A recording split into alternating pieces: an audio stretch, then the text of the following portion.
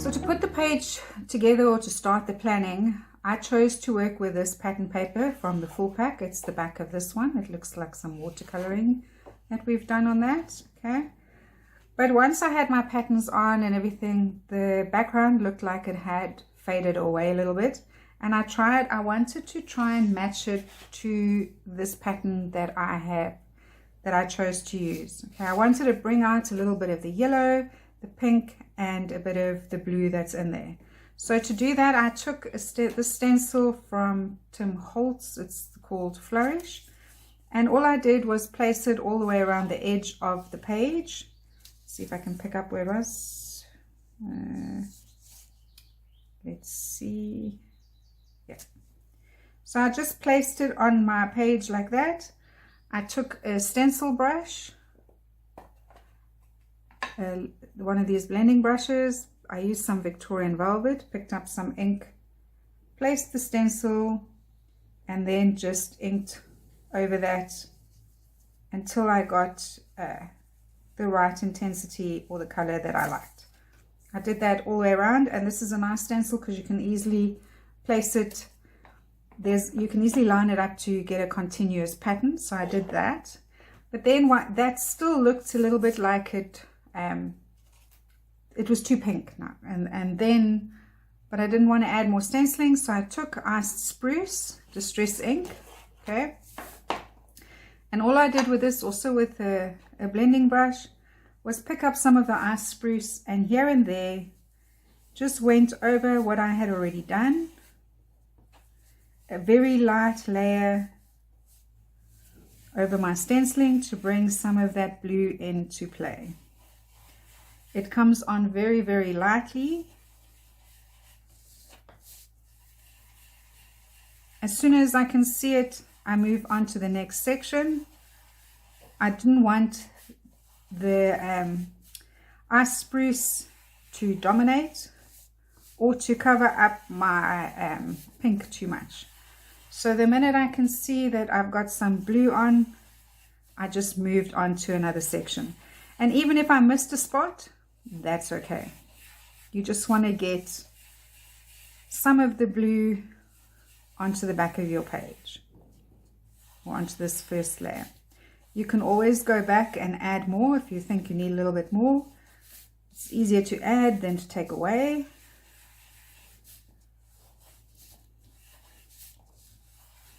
And that then to me looks like it's going to work, right? Okay, so when I put the two together now, you can see that blue coming through quite nicely. And then to add the yellow, the easiest way for me to do that was to work with the wild honey, some water, okay, and a brush. Where did I put them? There they are.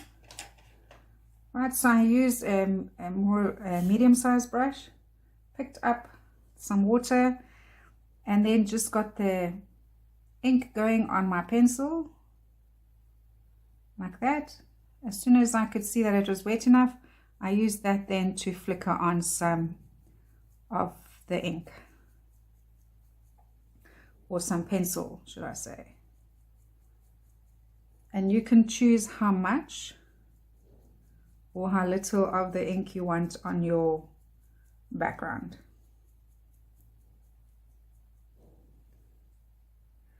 If you add some more water and just get that ink, we'll get a little bit more intense color.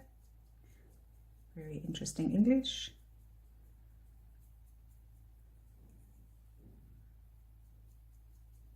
Okay, so the closer, the more splattery, the further away, the wider the splatter, so more intense. And just keep going until you're happy with what you've got on your page. You see there, I added a little bit more water, took it a bit higher, and just keep going because I really want some of that, the orange, to show up quite well.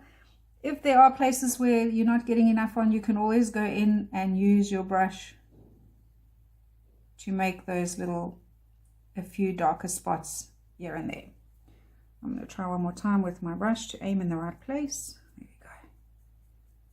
We just need a little bit more here.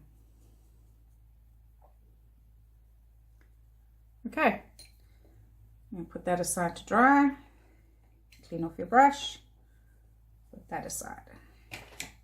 So we'll just going to put this aside to dry just a little bit.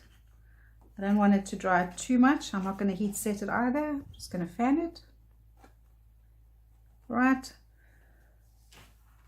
And I've left it on there, I feel, long enough. So what I'll do is I'll go in with a paper towel, drop that on to pick up any of the excess ink that is on there. And just pick up anything that may still be wet. There we go. Perfect. I like that.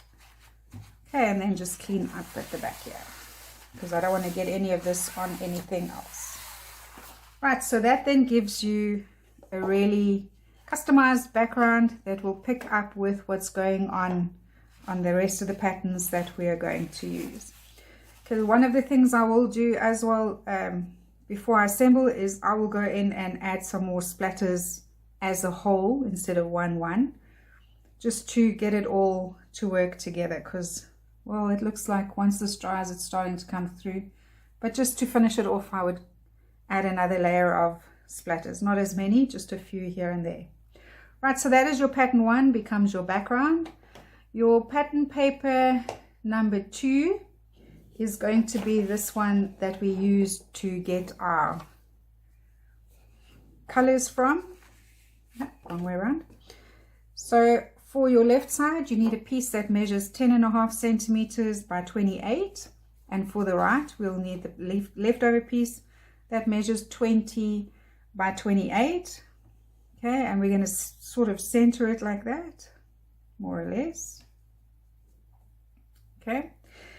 Then for your pattern paper number 3, which is this one, we're going to work with this one. You're going to need a piece for the left side that measures 18 centimeters by 21. That's going to go over there like that. And an 8 centimeter by 21 that's going to go that side like that. Then out of your pattern paper number 4, that's the stripes, I've cut them slightly longer. You're going to need for the left side 2 pieces that measure 20 by 2, and I've cut them a little bit longer so that we could just slide them underneath like that instead of trying to trim it exactly the same size. I find that that's a little bit easier. That's then going to create the border under that pattern paper number 3 like that. And then we're just going to repeat that. We're going to put these. You need 2 for the right hand side. They measure 10.5 by 2, and they're just going to go in like that. Right, so I also cut them slightly longer just so that it's easier to tuck in, and then you know that everything is exactly the same size. Right, so we need to add our photographs. So you're going to need 4 photographs that measure 10 by 8 centimeters. They're going to be landscape. They're going to go in over there like that. All right, so you're going to mat them onto your light cardstock, 10.5 by 8.5, 4 of them, and onto your dark cardstock, 9 by 11, right? Then you need one that measures 10 centimeters by 15 centimeters. It's going to be a portrait, and you're going to mat that onto light cardstock, 10.5 by 15.5, and your dark cardstock, 11 by 16. And then you're going to need one portrait that measures 8 centimeters across, 10 centimeters down, and you're going to mat this onto 8.5 by 10.5 for your light, and then in your dark you're going to cut that to measure 9 by 11. I want this little piece, little extra over here like that. So that's more or less where everything's going to go in your page, and then we're going to start to add all the little extras.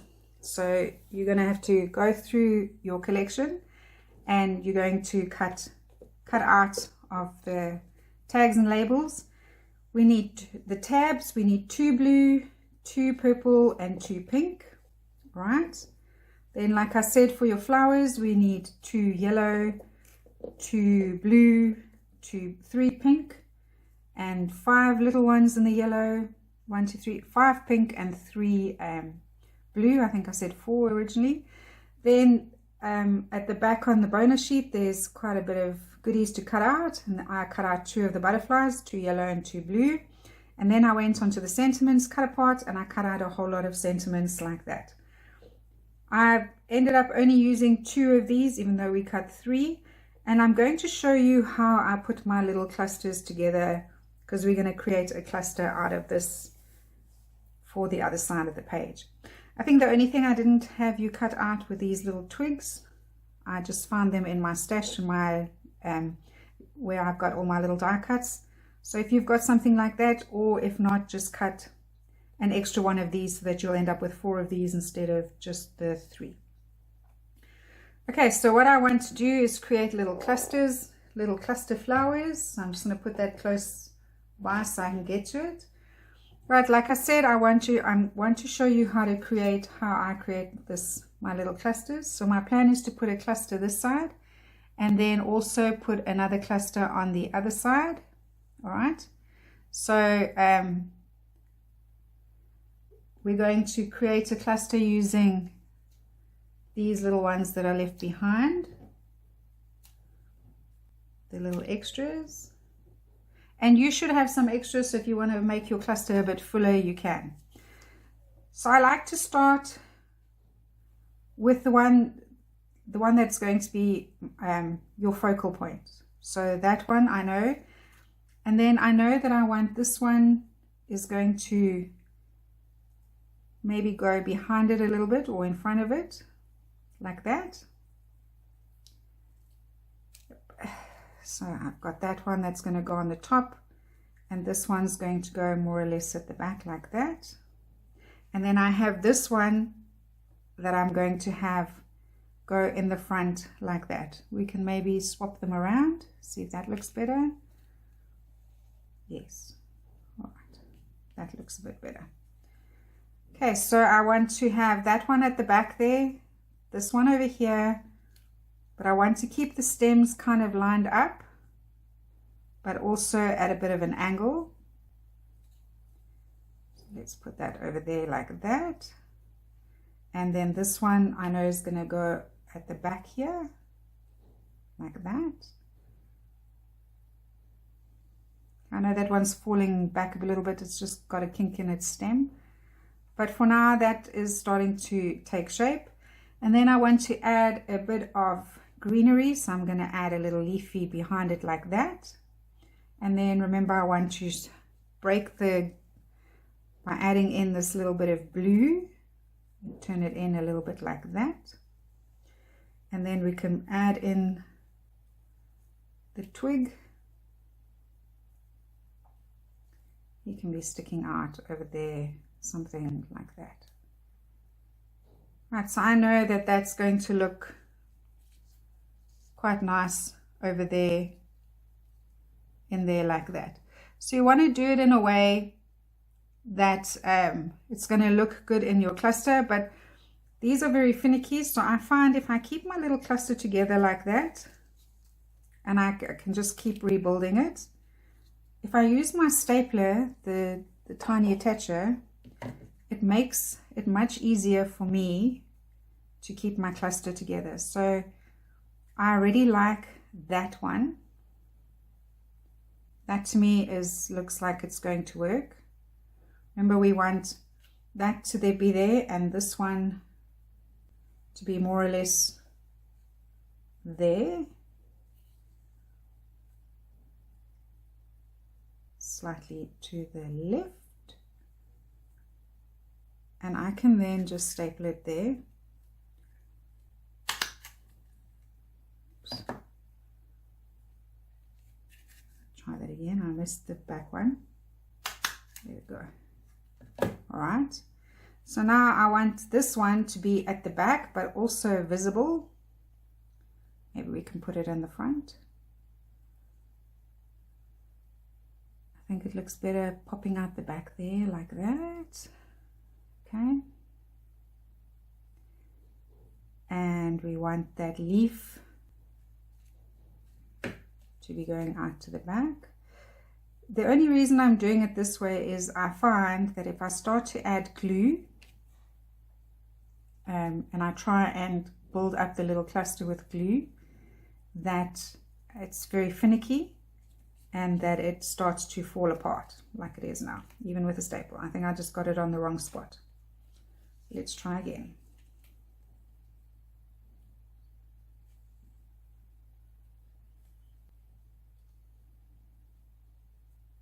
There we go. So I'm just going to hold that together and add my staple.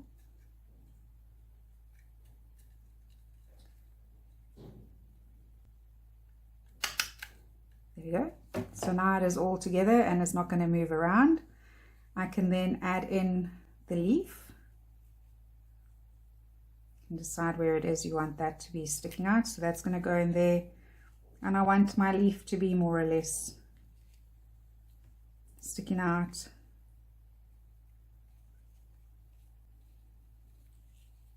over there, along with the blue one. We're going to have that, so the ice spruce, the grayish toned leaf sticking out over there like that. And my twig will be over there like that. So if I put that down, I'm quite happy with the way all of that's going to look. Just going to push it all together and give it another staple.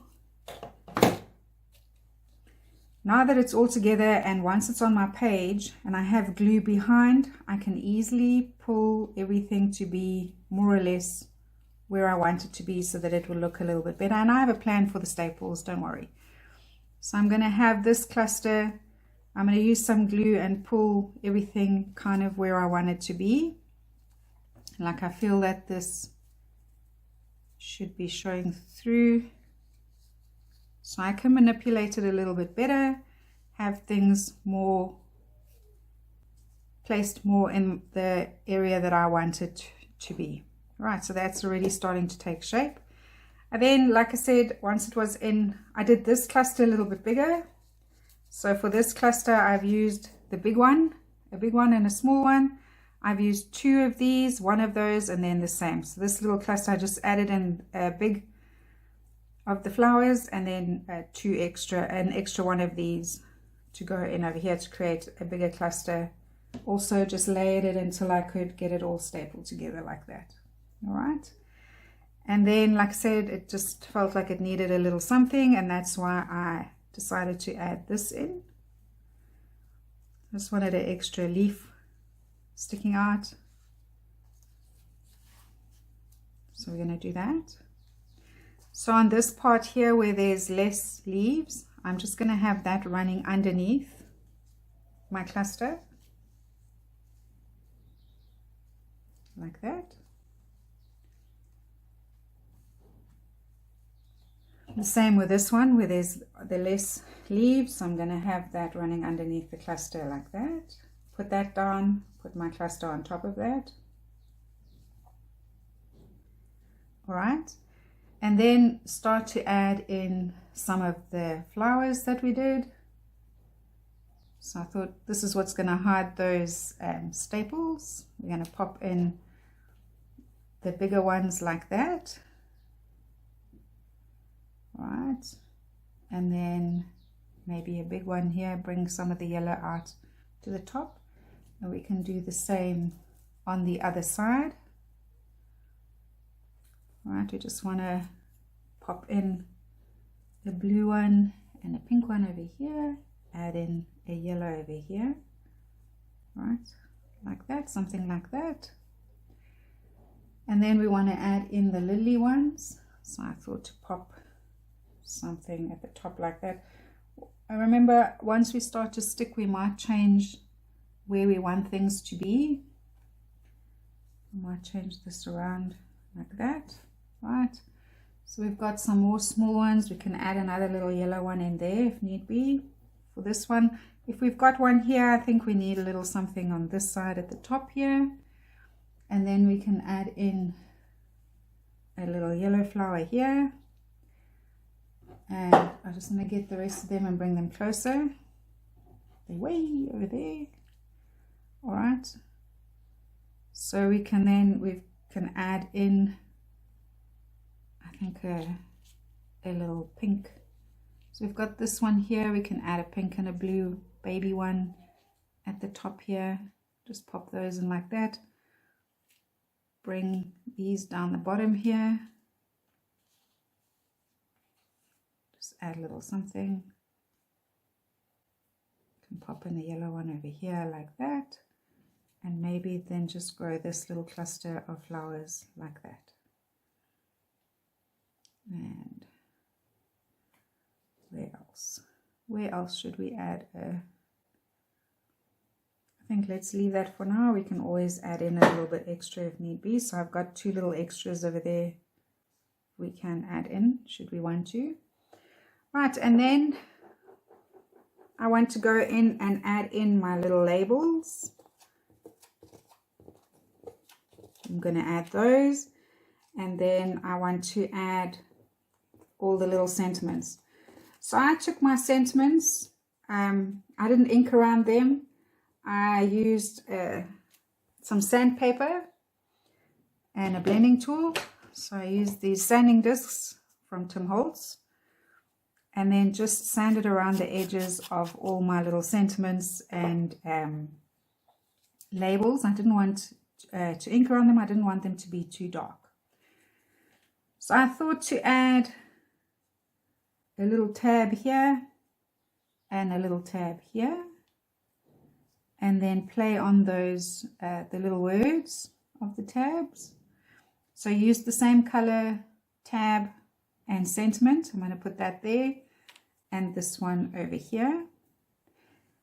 I thought to add the pink tab over here, something like that, with this sunshine and smiles. Maybe we put that over there like that. All right, and then add a blue tab here, and then the sentiment we can put with that is let love grow, because it's right there by the flowers. And we can add another sentiment in over here, because there's the space and it allows you to do that. All right, and then on this side we can do the same thing. We can add, oops, I have this one in the wrong way around. We're going to pop it in, I want it in this way around, sorry. And we're going to add the little sentiment to it like that, with the little word family. I'm going to play around with it, maybe off to the side a little bit, and we can bring these little flowers in over here to fill that up like that. Play around and see what we get. Right, and then I want to, because we've got that one in that corner, I want to add one in this corner, and we're going to add the sentiment here that says beautiful. Okay, and then we're going to add this one in. I think will look good if we put it in over here where it says this beautiful life. And we're going to, the page is called Happy Moments. That's going to go in over there like that. I think that that all then starts to take shape quite nicely. But I did feel that I needed to bring in a little bit of the brown, a little extra twig on this side. And a little extra twig. Again, this is optional, you don't have to add it in. I played around to add in a little extra. I think it was in the middle here, where there's, it feels like there's that gap. I will play around and put it in its right place. Okay, so now that everything is in place, we just need to, I think, add in the butterflies. So I chose to cut out the 2 butterflies that face each other, and I thought it would be nice to have one just on this little extra goodie that we put in over there. I think that that'll look nice over there. And then just match that on this side over here, right? And then add in the blue ones. I've got the blue butterflies. I thought then would look good to have it up here. Let's see. Oops, wrong one. So here, just so they're almost like together. Still the wrong one. There we go. So they're not too far away from each other, something like that. And then the same here, we'll just pop in another butterfly over here. So as I start to stick, things might change. Right, so I am going to put on some music, put glue on everything, assemble the page, and I'll be back to chat to you in a bit.